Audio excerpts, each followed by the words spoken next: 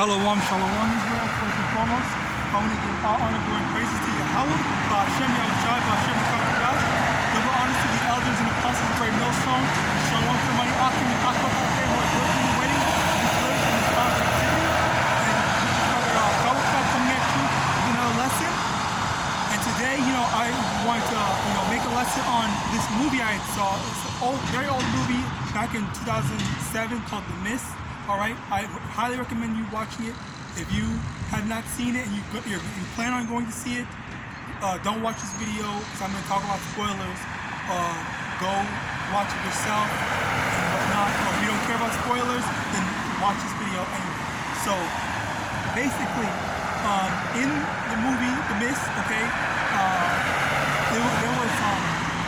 there are these people, okay, a group of people all ran into this supermarket or whatever, or mini mart, and they went to go buy stuff because there was a whole blackout power outage and whatnot. And then after the blackout, they went to go panic buy, let's go prepare everything and whatnot. And then as they were buying stuff, there was a mist.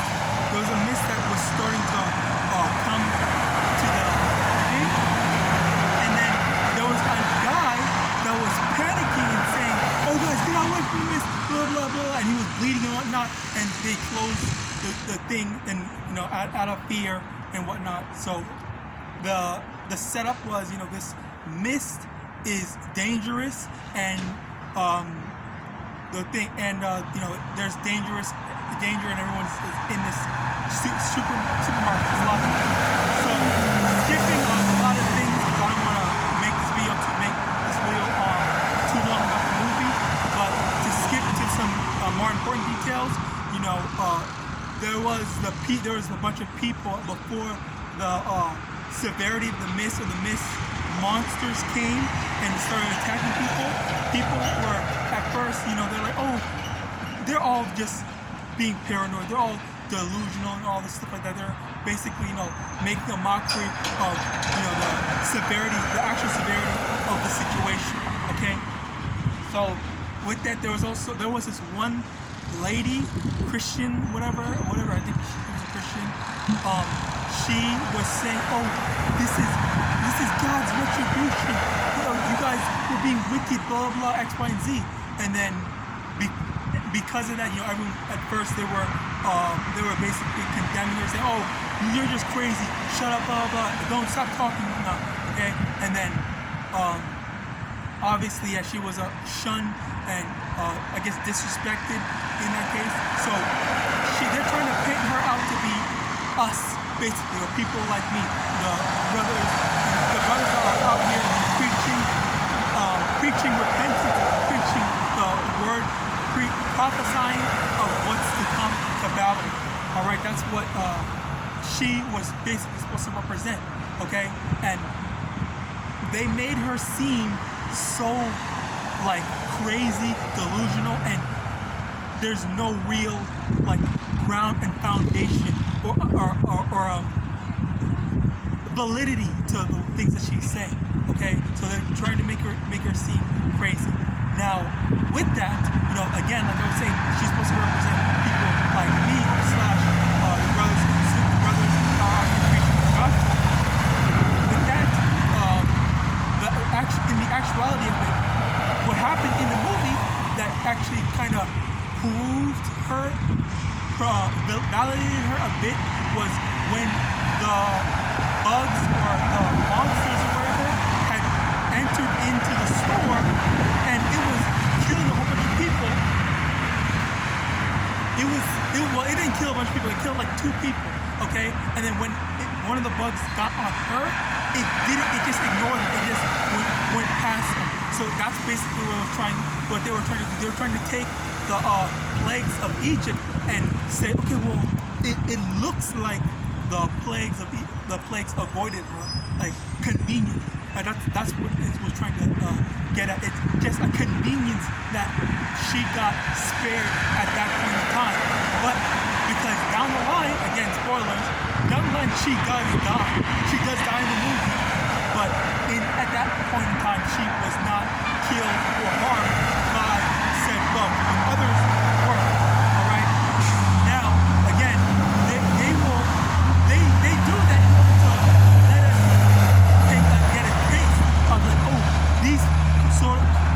prophets might seem valid, like something like this could happen where, oh, they might seem to get saved, and then there are people that are going to be following after them, because after that first the first wave of those insects that attacked them, a bunch of people were saying, oh, you know what, maybe she's right, maybe she can do this, and then as time was going on, it was all within the span of like 2 days, they said.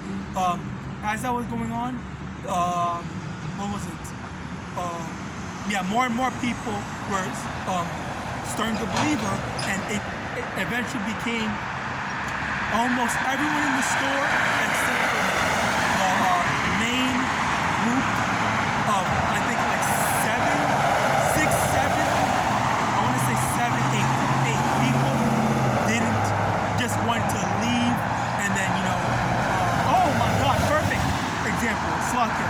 Let me get this, because this was a precept that I thought of while I was watching the movie, because what she was trying to do, she was trying to force everyone to follow after her, okay? Which is a very big misconception that they think that we're not trying to force everyone. We keep on saying that this word is not for everyone. All right, now let me get this precept. 1 Peter chapter 5, verse 2. Feed the flock of Yahawah, which is among you, taking the oversight thereof, not by constraint, but willingly, not for filthy lucre, but of a ready mind. So we're not supposed to be forcing people, we're not supposed to be, incentivizing people, or trying to, get money from people to teach and whatnot. We're just supposed to do baseline, hey, this is the word. If you want to listen, fine. If you don't want to listen, have a good day. That's basically what it is. Okay? It's not you have to listen, you have to do X, Y, and Z. You are given the choice, the option to listen and repent, or if you don't want to, then that's you. Don't come complaining or crying when the Most High is not up to us. So let me get that precept as well, because we're not supposed to go around attacking people. All right, that's completely off. Proverbs chapter 20, verse 22. Say not thou, I will recompense evil, but wait on the Most High, and He shall save thee. All right. Again, it says, don't go taking matters into your own hands. Okay, and this is a theme that's going to come up again, once again, in this movie. All right. There's that, and there's the fact that she was trying to force people to convert into, whatever her thing was. She was the leader, and again, there's a lot of slack. Like, there was so much wrong with her in this movie, because she was trying to, she's a Christian, well, not devout Christian, but a lot of the things that she was saying was just wrong. And number one, women aren't supposed to be teaching in the first place. But why is she teaching everyone? She had a freaking whole sermon and whatnot. Okay? Like, she completely going against the scriptures. Alright? Now, another thing is I want to make mention is the fact that again, they're trying to make us seem crazy by using people like her, trying to represent us in that type of light. Okay? Now, one of the reasons, okay, is because we're not of this world. John chapter 15, verse 19. If ye were of the world would love his own, but because ye are not of the world, I have chosen you out of the world, therefore the world hated you. Okay? So the world hates us. Okay? The world hates us, and we're not of this world. Okay? All this misrepresentation, all making us look like we're crazy and whatnot. It's a very foolish thing to come out here just preaching the way. But the foolishness of the Most High Yahawah is greater than the wisdom of man, right? And which also translates basically to, the Most High is just so much wise and so much greater than man could ever be. So even man at their peak is still lesser than the Most High Yahawah at his lowest state. All right, that's the reality of it. Okay, now, yeah. So in the movie, yeah, she was trying to force people to follow after them, and then there was this one instance where there were these government people that were saying, "Oh, we're the ones." Slakia, we open a portal to something, and that's why all these things are coming out, you know, and attacking and whatnot. And the guy, it was just a grunt, like a lackey. He wasn't like a head government official, okay? But the woman, she basically said, "Oh, you're the one who did it. You're the cause of this," and she was making everyone get wild, making everyone around her get wild, go crazy. And it looked like she wasn't intending it, but the other people, they went and killed that guy. They stabbed him and tossed his ass out for the mist monsters to get him. Okay, and ultimately, you know, that's the spirit of Esau. Okay, that's ultimately the spirit of Esau, because we're not supposed to go get wild, go get crazy and stuff like that. Because when in time, I'll probably put it up on the thing, but basically Jeremiah, I forgot the chapter and verse, but it says, "Be not dismayed at the signs of heaven, where the heathen are dismayed at them." Okay, so the heathen are going to be dismayed when, you know, basically all these bad things are happening. So-called bad, well, yes, actually bad things, evil is being, you know, brought upon the earth. Okay, but we're not supposed to be panicking at that time, because we know it all needs to happen in order for us to be delivered. All right, we pray that, you know, the end, shit hitting the fan, comes immediately. We pray that it comes right now, so that we may be delivered. Okay, because we know that all this has to happen because the end is not yet. All right, and you know, once again, it even translates more into not just the movie, but in everyday life. Because for me personally, there was one day I was just walking outside, and it was a very, you know, relatively what's the word? You know, like a nice day, nice weather. Everyone is all out and about riding their bikes. Kids are playing around, stuff like that. Like that type of stuff. It really not that sound or act bitter towards it, but like it seems out of place for me. Like it seems like wrong, because not just because, you know, like not to say I'm jealous or anything, but it's like it's wrong. All right, because that's not how Israel is. All right, let me get this.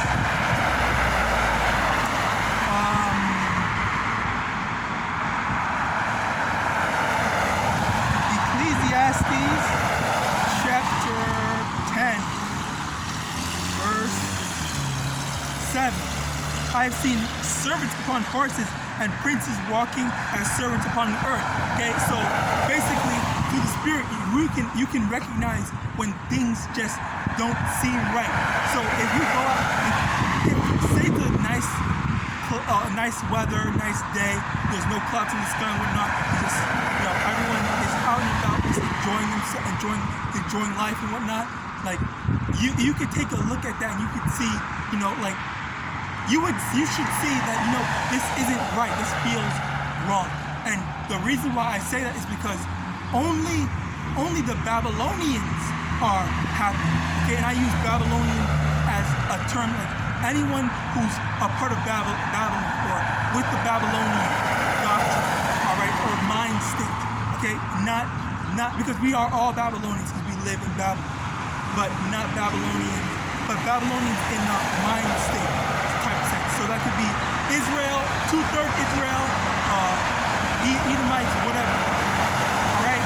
So those are the Babylonians that come, those that are just, you know, just living life, enjoying life. That's the wrongness of it. Because those specific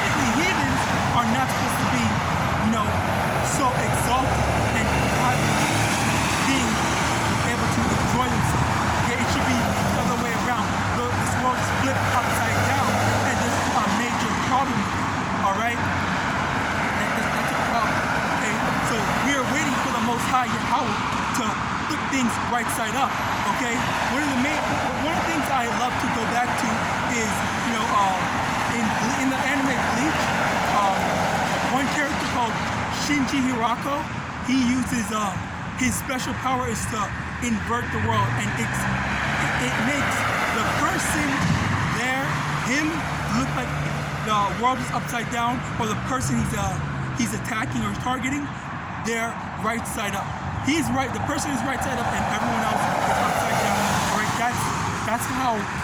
that's how I feel when I see that, because the heathens are enjoying themselves and they're on the horses, metaphorically speaking, while we're, you know, walking as servants when we're the princes. Okay, this is how you know the world is not right. We need the Most High Yahweh to rectify that issue. All right, and again, there's more and more things. It's not just a matter of. It's also representation, how we are perceived in the media, and it's not just so-called black people, so-called Hispanics, so-called Native Americans being shown in a negative light as, oh, the hoodlums, thugs, gangsters, and whatnot. Because there's that, but there's also people like the woman in the mist that is also misrepresenting. Because we don't act like that. We're not supposed to be doing it. That goes against what the Most High Yahweh told us to do.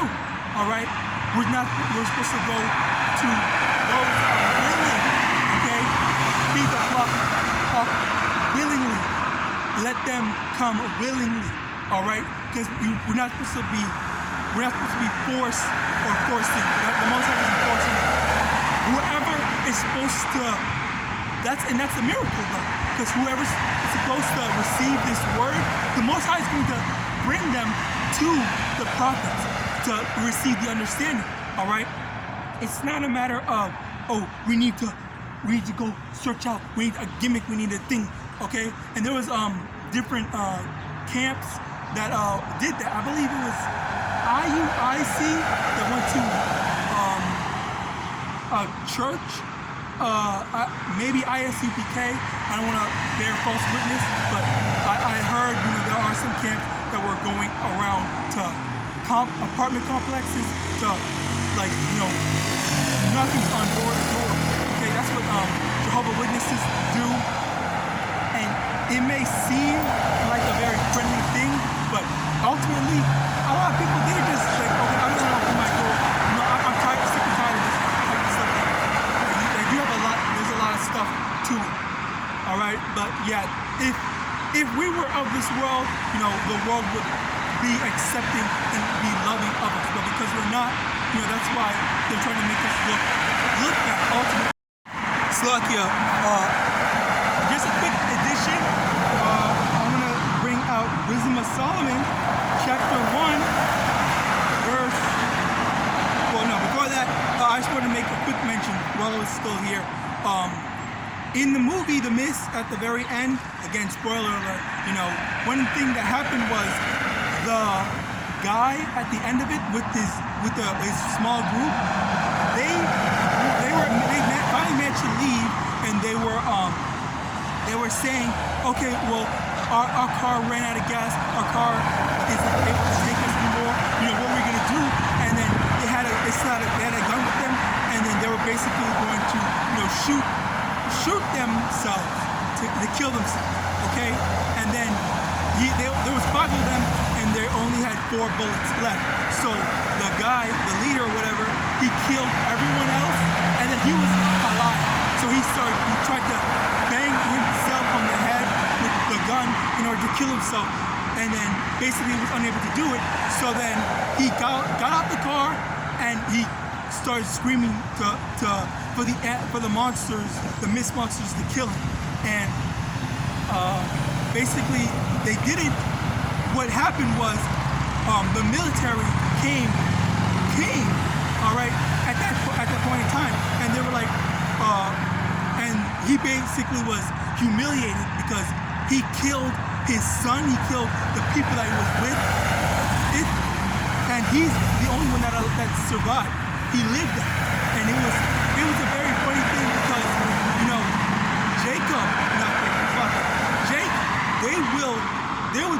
that seems like the type of stuff that would happen to Jake, because Jake would not have faith and not believe that the Lord would take care of him, and they would try to take matters into their own hand. As I had mentioned before, taking matters into your own hand is a wicked thing to do. You need to have faith and trust that the Lord is going to look out for you. Now, Wisdom of Solomon, chapter 1, verse 12.